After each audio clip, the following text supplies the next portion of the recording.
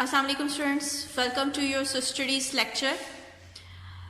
Today we will do our written question number 4 on our notebooks. But before starting our work, what we will do, हम क्या करते हैं हमेशा, we mention our today's date which is 15/4/21. We will write C.W as classwork and we will also mention our day which is Thursday. ये sketch आपने mention करना है. उसके बाद what you have to do, you have to draw a margin line on the right side. Next, you will mention in the first line unit number 2. In the second line you will mention topic and our topic is homes. Again, last time भी हमारा यही topic था और इस बार भी हमारा यही topic है homes. And one line left करने के बाद we write our question. We will write our question number 4. And what is our question number 4? Let's read it. What they are saying? They are saying write some animals. Write some animals name who eat meat. Write का मतलब होता है लिखें. Some कुछ animals के name लिखें. Who जो eat खाते हैं, meat जो गोश्त खाते हैं. उन एनिमल्स के नेम लिखने हैं जो गोश्त खाते हैं. ठीक है, तो कौन कौन से हैं? आप लोगों को पता है कौन कौन से जानवर हैं जो सिर्फ और सिर्फ गोश्त खाते हैं, गोश्त के अलावा और कुछ नहीं खाते? कौन कौन से जानवर हैं जो सिर्फ गोश्त खाते हैं? जंगल के अंदर मोस्टली ये जानवर होते हैं. इनमें सबसे पहले आप लोगों को पता होगा क्या होता है. जंगल का बादशाह lion. Yes, lion is there who eat meat. Next, अगला जानवर कौन सा होगा? बड़ा सा जंगल में जो होता है हमारा एक बड़ा सा भालू. भालू को इंग्लिश में क्या कहते हैं स्टूडेंट्स? बियर. क्या कहते हैं? बियर. भालू, बड़े भालू को हम क्या कहते हैं? बियर. और एक और जानवर का नाम बताना है जो मीट खाता है, गोश्त खाता है. आप किसी का भी लिख सकते हो. बहुत से जानवर है वैसे जो कि गोश्त खाते हैं. फॉक्स है यानी कि लोमड़ी है. डॉग है, डॉग भी मीट खाता है.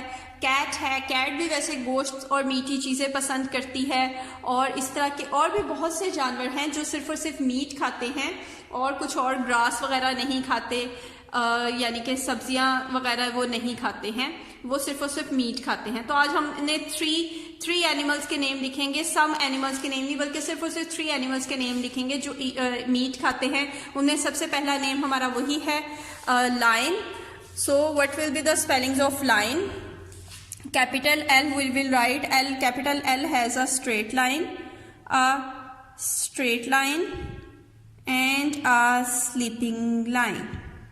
Lion, line.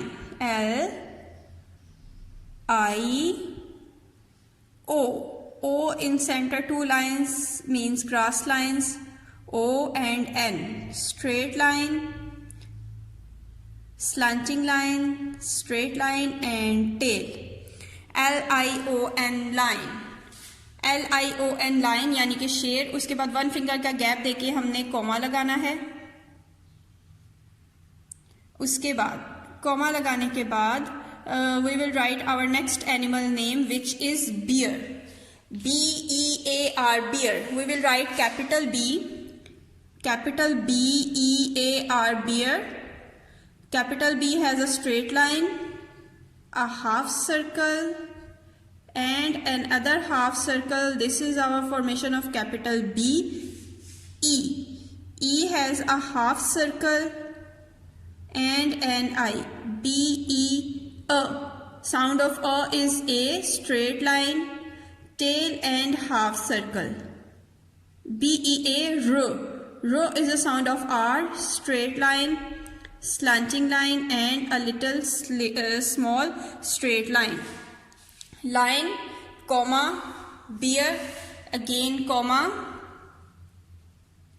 lion, bear and what will be our next animal? आप कैट लिख सकते हो, डॉग लिख सकते हो, बट मैं फ़िलहाल फॉक्स लिख रही हूँ क्योंकि कैट और डॉग से बच्चे कंफ्यूज हो सकते हैं कि डॉग तो बाज़ात डॉग फूड या बिस्किट वगैरह खाता है, कैट भी बाज़ात मिल्क पी लेती है, लेकिन फॉक्स जो सी है वो बिल्कुल भी ऐसा कुछ नहीं करती। फॉक्स टोटली मीट ईटर है, तो हम लोग फॉक्स का नाम लिखेंगे FOX, fox, capital F O and X, fox. और इसके साथ ही हमारा बहुत इजी सा आंसर कंप्लीट हो जाता है। और जब हमारा आंसर कंप्लीट होता है तो स्टूडेंट्स हम लोग क्या लगाते हैं एंड में?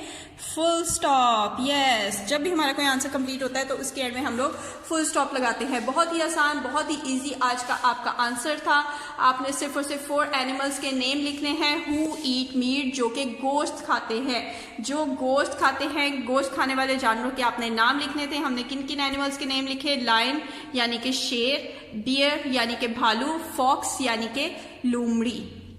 ठीक है, आप अपनी मर्जी से और भी अगर आपको कोई एनिमल्स वगैरह के नाम पता है आप उनके नेम लिख सकते हैं, but with correct spelling and formation. आपने ये क्वेश्चन स्टूडेंट्स इसी तरह अपनी होमवर्क में भी करना है। जैसा ये पेज यहाँ पे हमने क्लास वर्क में रेडी किया है वैसा ही पेज आपने होमवर्क में भी रेडी करना है, और इसके आपने स्पेलिंग्स याद करने हैं और इसको रफ नोटबुक पर भी बार बार लिख के प्रैक्टिस करनी है।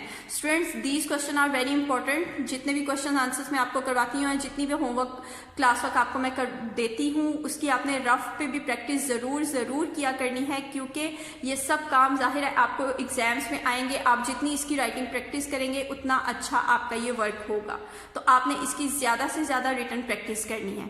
ठीक है स्टूडेंट्स, तब तक नेक्स्ट लेक्चर के लिए अपना ख्याल रखिएगा बहुत सारा। अल्लाह हाफिज़।